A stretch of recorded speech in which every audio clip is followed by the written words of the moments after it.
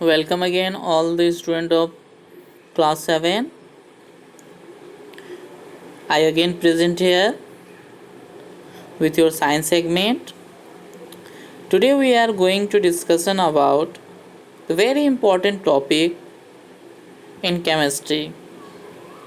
Their name is variable valency. So let's start with paragraph wise. Some elements have variable valency. For example, iron has valencies of 2. Example in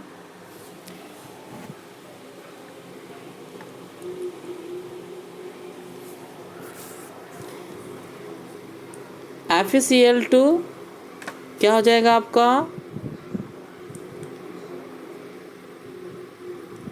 बताइए।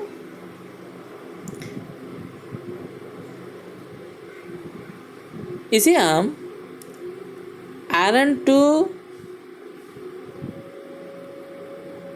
Chloride के नाम से जानेंगे और दूसरा जो है 3 FeCl3 जिसे हम आयरन 3 क्लोराइड के नाम से जानेंगे। Fe मतलब फेरम होता है जो आयरन का लैटिन नेम है और हम जैसा पढ़ चुके हैं पहले ही सिंबल बनाने के लिए कुछ का लैटिन नेम लिया गया है, तो उसी तरह आयरन का क्या लिया गया है, लैटिन नेम ही उसका सिंबल है। और Cl क्लोरीन का क्लोरीन का ही होता है, तो जब वो दोनों मिल जाता है तो इसलिए क्लोराइड में कन्वर्ट हो जाता है। ठीक है, तो चलिए आयरन को आप देख रहे हैं क्या कि यहाँ पे आयरन 2 क्लोराइड और आयरन 3 क्लोराइड जो बन रहा है, इसमें क्या है, इसको बैलेंसी क्लोरीन्स के साथ बैलेंसी करने के लिए इनके जो एटम का नंबर है ये आप देखिए अलग अलग है ना। यही वेरिएबल बैलेंसी है, यानी कि अलग अलग एटॉमिक नंबर पर हम अगर एक ही एलिमेंट के साथ अगर कंबाइन हो रहे हैं तो हम अलग अलग कंपाउंड बनाएंगे और उनका जो प्रॉपर्टी होगा वो अलग अलग ही होगा। ठीक है बच्चों, this method of naming is compound is adopted if it contains an element with variable valency.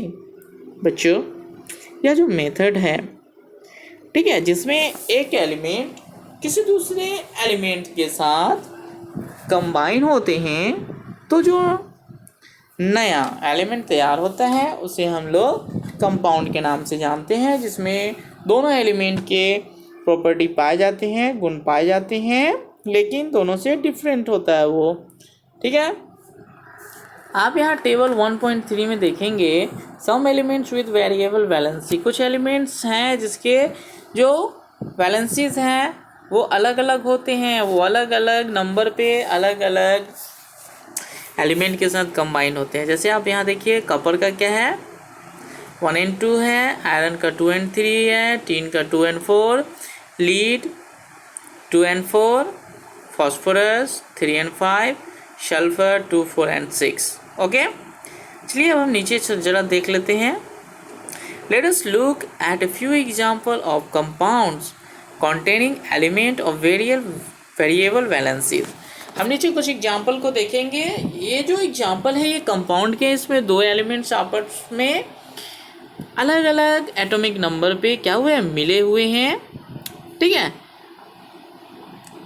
जैसे कॉपर 1 क्लोराइड, तो ये क्या हो गया, इसमें कॉपर के 1 एटम हैं और क्लोरीन के 1 हैं, तो यहाँ CuCl। ठीक है, हो जाए दोनों का 1 एटम रहता है तो नहीं मेंशन होता है। ठीक है, बढ़ने से मेंशन नहीं होता है क्योंकि ऑलरेडी 1 होता है, हम सबको पता है। कॉपर 2 क्लोराइड, तो यहाँ कॉपर के जो एटम है वो 2 है और क्लोरीन के 1 है। इस तरह से कॉपर 2 क्लोराइड जिसमें क्या होता है 2 एटम के साथ यह मिल रहा है, तो इसे हम ऐसे रिप्रेजेंट करते हैं। और आयरन 2 एटॉमिक नंबर के साथ ऑक्सीजन के साथ जब मिलता है तो वह क्या बनाता है,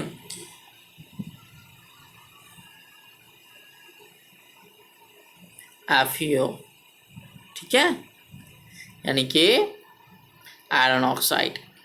तो इसमें दोनों के क्या है, सेम है, इसलिए दोनों के दोनों कैंसिल हो जाएंगे, ठीक है, इसलिए इसका मेंशन नहीं होता है। आगे जब हम बैलेंसेस सीखेंगे तो हम इसके बारे में जानेंगे। नेक्स्ट है आयरन के 3 एटॉमिक नंबर के साथ जब वो ऑक्सीजन के साथ मिलता है, ऑक्सीजन में जो ऑक्सीजन गैस है, इसको बनने के लिए ऑक्सीजन के 2 atoms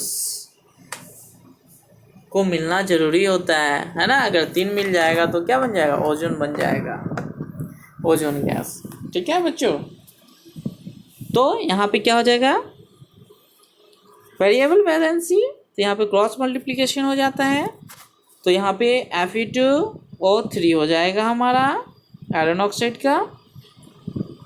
can you guess the valencies of phosphorus इन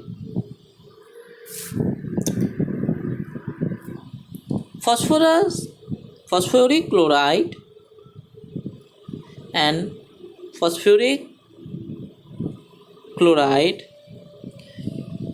तो यहाँ देखिए PCl3 है और यहाँ पे PCl5 है ना, दोनों कंपाउंड है, दोनों का एटॉमिक नंबर अलग अलग है। ठीक इसी तरह सल्फर में भी क्या है, H2S, SO2 और SO3 है। तो ये जो एटॉमिक नंबर है जिसके वजह से जो एलिमेंट है आपस में कंबाइन करके एक अलग प्रॉपर्टी वाले नए एलिमेंट को तैयार करते हैं, तो उसे ही हम लोग क्या कहते हैं, कंपाउंड कहते हैं। और वह नंबर जिस पर 2 एलिमेंट्स या 2 से अधिक एलिमेंट्स आपस में कंबाइन हो सकते हैं उसे हम लोग वेरिएबल वैलेंसी कहते हैं। ठीक है बच्चों, नेक्स्ट टॉपिक नेक्स्ट वीडियो में डील करेंगे। Thank you.